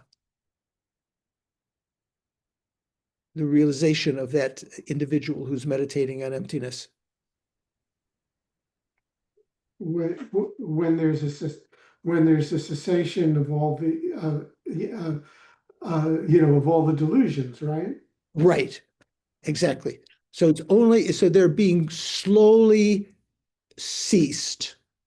You're getting cessation of the various afflictions, intellectually formed, and then the gross of the innate, and the medium gross and the small gross, all the way up till the end of the seventh bhumi. Upon inception of the eighth bhumi, all of the afflictions are ceased. And so the emptiness of the mind within which all of the afflictions are ceased, that's called nirvana. So nirvana is, from the Prasangika point of view, an emptiness. It's identified as emptiness. That will come later in our text, but we've talked about it before. So here it's saying, moreover, how could one say that nirvana could exist inherently as both a thing and a non-thing? So the lower tenets do say that nirvana is just a conventionally existent phenomena. That is, it is a thing, whereas the Prasangika says that it's a non-thing. One could not say this because if it was both impermanent and impermanent, if it was both a thing and a non-thing, it would not be a non-compounded phenomenon, which it is. Instead, it would be a compounded phenomenon. Both the thing, you could read this in the translation from Ocean of Reasoning on this verse that Lama Tsongkhapa is quoting here. He's only quoting one line of that verse. That last line was, both things and non-things are compounded. Both the thing and the non-thing,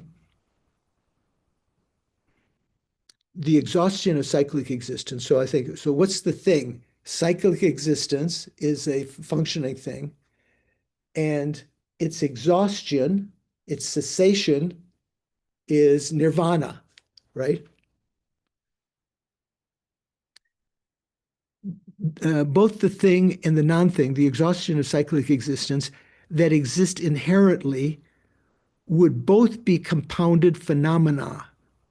This is because the non-thing is the disintegration of a thing. When it is said that aging and death arise from birth as a condition, this means that death, that is, in other words, disintegration, arises from birth as a condition. Okay. So we're going to just go through this quickly now on Monday, and in the next class, we'll review this a little bit. Does that make sense to anyone? I say anyone. This is rather than saying everyone. What do you think, Mikhail? Does that make sense? Very difficult. I mean, I can't understand really how you can say that things and non-things are both conditioned phenomena. Right. That seems to be the enigma there, right? Yeah. Where did I go here? How come I went to the wrong page? Where are we here?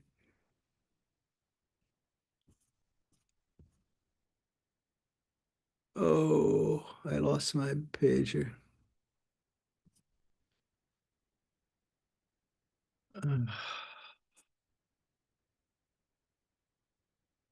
Somehow my electronic version threw me way back there. Okay. So while I'm looking, does anyone have a, oh, here we go. We're getting there. Okay.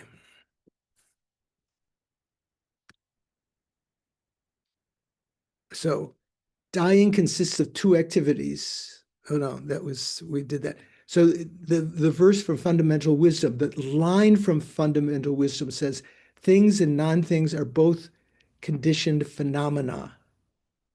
So that would say that if you understood it in the way that in our context here, the thing, let's say the sprout, upon its disintegration, it becomes a non-thing, right?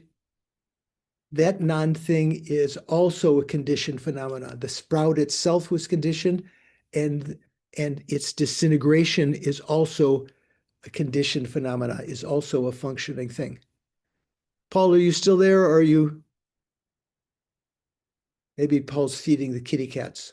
Okay, wanted to get his take on this. Here, George. Sorry. So, what do you think that line? Things and non-things are both conditioned phenomena. Does that make sense? Mikhail was saying that seemed enigmatic to him. Well, I mean, everything is a dependent arising, right? If you take it conditioned in that sense, right? Well, yeah, here I think conditioned is talking about being a functional thing. It says ngome duche in. That's the fourth line of that verse from the Nirvana chapter of Fundamental Wisdom, verse 13. It's at the fourth line, 13d. Ngodang ngome duche in. So in their text, it says both things and non-things are compounded.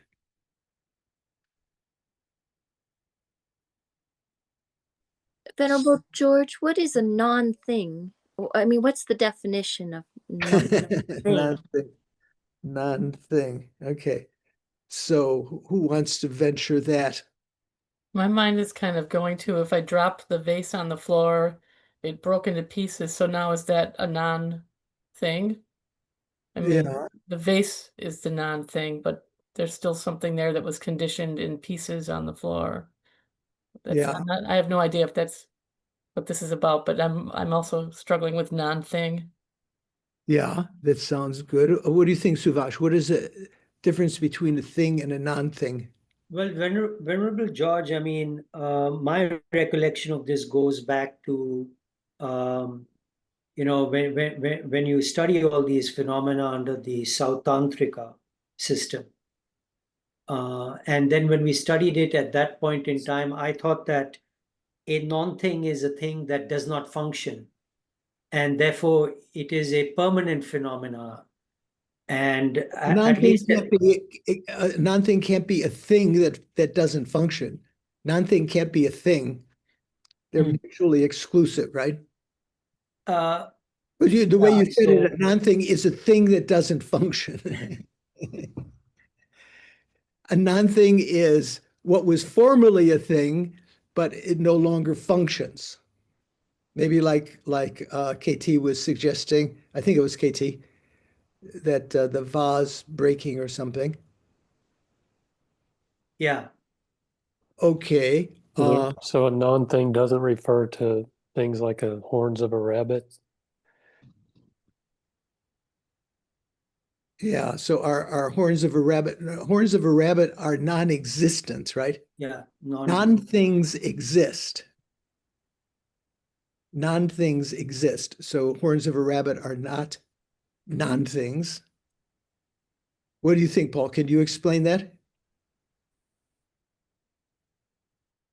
Well, there's the distinction between existing and being real, right? So a non-thing exists, but it's not real, if I remember correctly, right? In the sense that real meaning a functioning thing. Like the horns of the absence of the horns of a rabbit exists, but it's not real.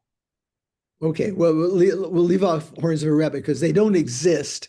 So they're not non-things. Right, right. So the absence of a horns of a rabbit exists. Let's say non-things. Let's just talk about things and non-things. Okay. Non-things are what were formerly things that no longer function. Non-things refer to. Here it says both things and non-things are compounded.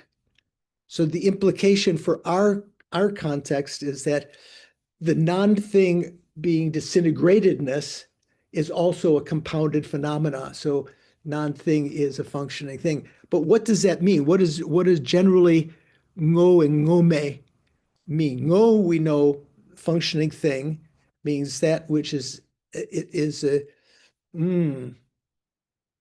it's an impermanent phenomenon which is able to perform a function.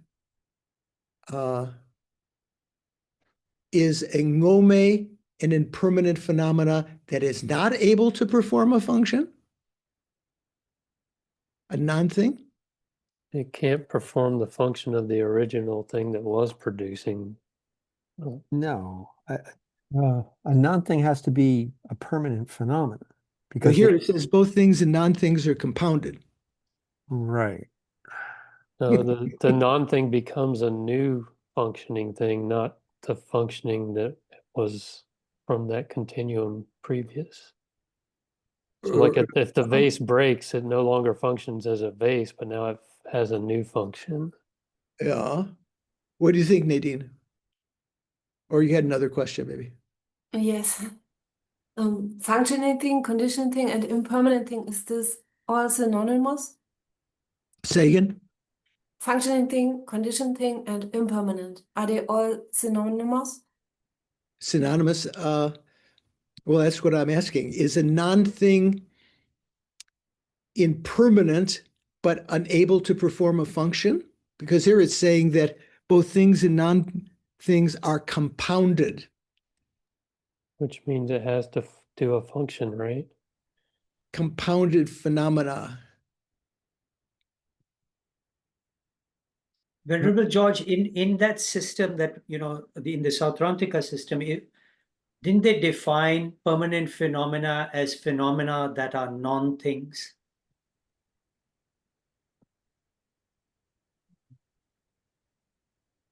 Venerable George? Yeah, so I'm not sure, Suvash. Paul? I'm trying to go through my old Dewdrop notes. And I'm saying for an example of a non-thing or a nomegi chu, a non-functioning phenomena or phenomena that is a non-thing. An example is Say again? a phenomena that is a non-thing or a non-functioning phenomena. An example is dak ngu ni, the two permanent and functioning thing. Okay. It seems to be one of those logical categories. Yeah, that gets us into a little, that's more complicated. We need to be right now. So Okay. non-thing is is a phenomena that is not able to perform a function. Is that what it says from Drudra? Yeah, it's a non-functioning phenomena or a phenomena well, all it says is a phenomena that is a non-thing, a phenomenon that is empty of being able to perform a function. Okay, so here in the Prasangika, it's saying that disintegratedness is said to be a non-thing, but it is compounded and that it is impermanent, that shikpa. Okay, so we're going to just read this and a little bit further and leave this for you to think about until Monday. If you would like to come to discussion group, we can go over again. So then also there is a quotation in Chandrakirti from the 60 stanzas of reasoning. So Chandrakirti himself wrote a commentary to that, but here it's stated, the pacification derived from extinction of cause is understood to be exhaustion. How did Venerable Joan translate that? I don't have that page right up right now. She said pacification through the very exhaustion of the cause is observed to be that called exhaustion, quote unquote.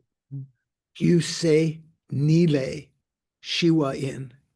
So from the exhaustion of causes comes peace. This is from the Ocean of Reasoning. This is Ocean of Reasoning also quotes that on page 216, quotes that quotation from the 60 stanzas. Exhaustion is perceived, it says there. Okay, let's leave that for a time being. We're going to go into this in more detail. Just let me read a little of the commentary. Thus, in the above, these two citations, things such as sprouts, as well as their non-existence, are both described as conditioned phenomenon. Right? It says things and non-things. What did it say? Things and non-things are both conditioned phenomena. That was the fourth line.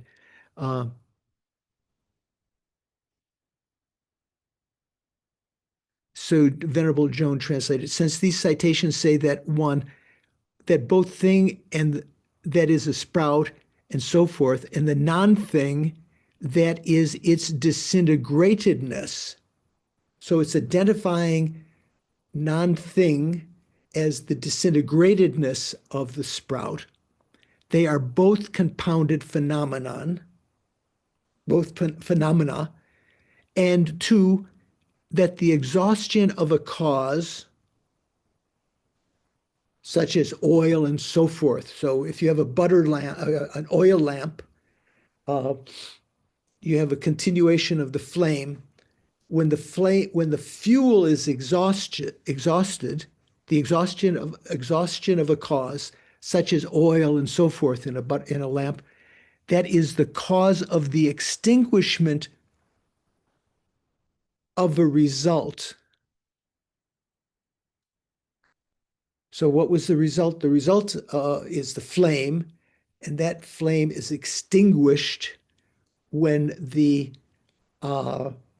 cause is exhausted, when the oil is exhausted, such as a lamp and so forth. These are to be unquestionably asserted to be the assertions of the Arya Nagarjuna. So that's what Joan translates this verse. Thus, so Jimpa translated, thus in the above, things such as sprouts, as well as their non-existence, are both described as conditioned phenomena. And the extinction of the cause, like the exhaustion of oil in a lamp, because the oil is the cause of one of the causes of the flame, right? The fuel. Like you say, if you have a fire in it, the exhaustion of the wood means that when the extinction of the cause. So when the firewood is is finished, like the exhaustion of oil in a lamp or like the exhaustion of firewood, it is said to be the cause for the extinction of the effect, such as the lamp flame or, let's say, the fire. We must therefore accept this without doubt to be the intention of the noble Nagarjuna. Okay, if you say so, Lama Tsongkhapa. Now, since the disintegration of the first moment at the time of the second moment, we're talking about in continuum. So you have the first moment, let's say a karma, then in the second moment, the first moment has disintegrated. Now, since the disintegration of the first moment at the time of the second moment is something that must be cognized by means of an explicit elimination of its object of negation, it is a form of negation. Now, not all negations are non-affirming negations, right? And since it is not a non-affirming negation, because it is not a non-implicative negation, such as just the absence of obstructing contact, it is an implicative negation. It is an affirming negation. So it negates something and affirms something else in its place. This is because it is not simply eliminated a thing that has been disintegrated. It also applies, in the course of its negation, some other conditioned thing. What does it imply? Disintegratedness, right? As for more details on the remaining parts of the reasoning proving disintegration to be a conditioned thing, you could learn these from my commentary on fundamental wisdom, that means ocean of reasoning. This reasoning on disintegration represents a form of reasoning that is most subtle and important, that is most subtle and an important feature of Chandrakirti's tradition. That's why I wanted to go up to here, because that excerpt from Ocean of Reasoning, that PDF that's in the chat right now, that Doris kindly posted there, you can see this is the section in Thupten Jinpa's note here, 531, right above there where it says fundamental wisdom. 531 says, see Tsongkhapa, Ocean of Reasoning, chapter 7, pages 212 to 216. Right? So this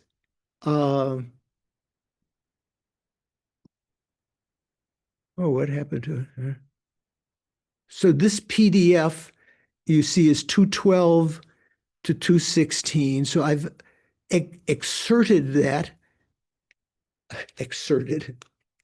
cut that out of the PDF for your study. So we'll go over that more on Monday. And so Lama Tsongkhapa is saying this reasoning on disintegration represents a form of reasoning that is most subtle, which certainly should be within the grasp of this great class, even though it's most subtle because we've studied these things, and an important feature of Chandrakirti's tradition, or as Venerable Joan translated,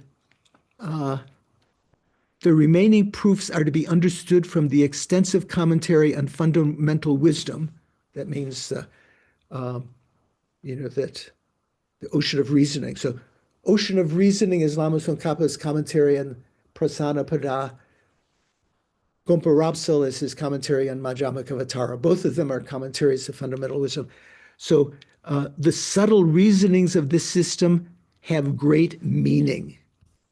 So Lama Tsongkhapa is saying, if you're really interested in understanding emptiness from the Prasangika point of view, it's worthwhile understanding this reasoning. And I've explained it in Ocean of Reasoning. So I've provided you there with this section where he proves that. And that's a good challenge. So if you have a chance over the weekend and Monday morning to read this and contemplate it, then we can go back and look at this section again then and also next Saturday. Okay, so how are we doing? Heads blowing? Everything good? Mikhail, how you feel? No nausea? No. It's yeah, it seems he's kind of redefining non-things. I mean, from what I have learned in Dudra and usually what we call non-thing, here it's describing a new. Right. So the important factor is talking about non-inherent existence. Lower tenets are always saying, let's say, even though Sautrantika doesn't talk about non-inherent existence, it's implicit in there saying not that things are truly existent. There's truly existent thing and truly existent non-thing, right? They're inherent. So the implication is they're inherently existent. So when a thing is a non-thing, that means it's just not there. Whereas Prasankika is saying that because cessation being a non-thing, it's no longer a thing, yet it still functions because it's not inherently existent. Does that help a little? Mm-hmm. Yeah. So I think you're right. You were observing that it seems like it'd be different. So it is that this tenet of the Prasankika that phenomena are not inherently existent that makes all of these unique, let's say, tenets, unique points, these 8 uncommon points here that ngopo is a functioning thing. And I said, shikpa is a functioning, shikpa is a ngopo. Shikpa, disintegratedness is a functioning thing. Okay, good thinking. Take a look at that PDF. And of course, if you've got the book, you can read the sections before that in that chapter and so forth. So that is, what did we say there? That's on the examination of arising, enduring, and ceasing. That's chapter 7 of the fundamental wisdom, and chapter 7 of Prasana Pada, chapter 7 of the ocean of reasoning. They all follow the same framework. Okay, how are we doing? Suvash, you okay? You suddenly get a migraine? No, you're okay. Okay. Ron? Okay.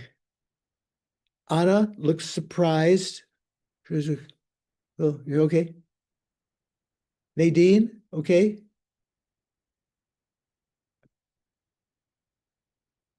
Has your friend arrived in Nepal?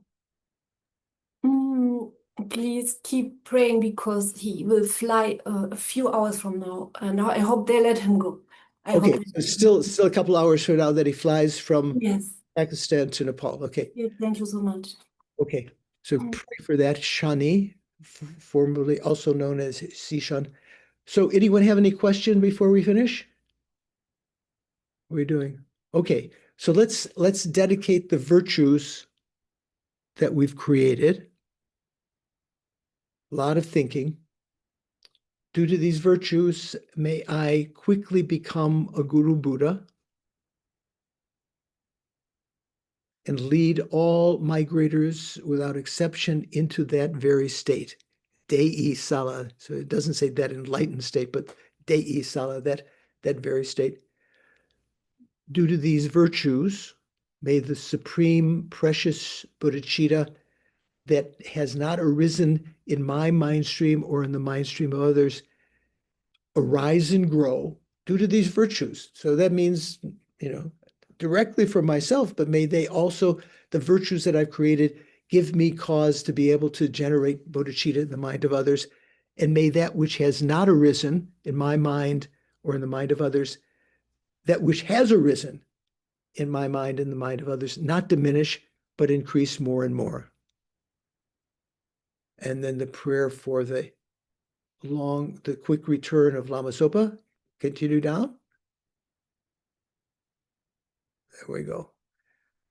Peerless teacher and assembly of children of the victorious ones, Shravakas, Pratika Buddhas, victorious Losang Drakpa, meaning Lama Tsongkhapa, who is the spiritual father to his two spiritual sons, Gyaltsab and Kedubje, together with your lineage and all the objects of refuge of the infinite realms, other lineages and other Buddhas and Bodhisattvas, please bestow here and now the virtue and goodness to accomplish this prayer.